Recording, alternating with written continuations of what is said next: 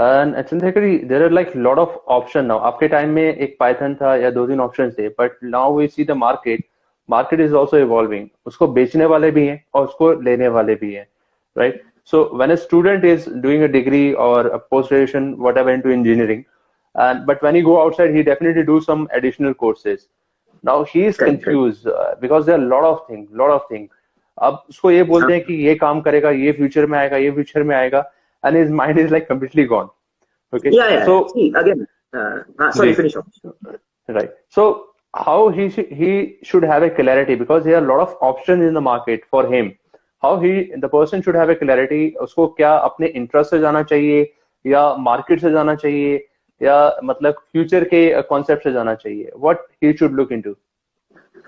So, see, market is the wrong term is what I would say. क्योंकि मेरा खुद का अगर एग्जांपल मैं लेता हूँ, तो जब मैंने अपना करियर स्टार्ट किया तो Java was the hottest in term, market hot था।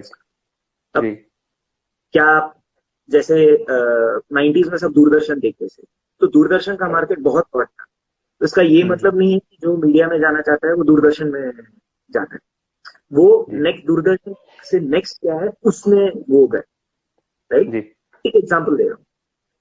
तो जहां मार्केट हॉट है वो तो है ही, अब जो इंडिविजुअल है उनके नीड्स पे भी है, उनका अभी तो बहुत एक्सेस ज्यादा है।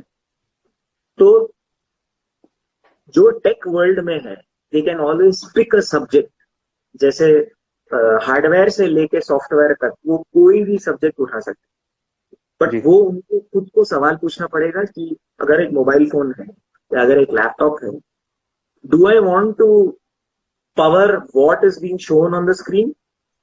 सॉफ्टवेयर में जाना चाहिए। Do I want to be the muscle of the system? मुझे हार्डवेयर में जाना चाहिए।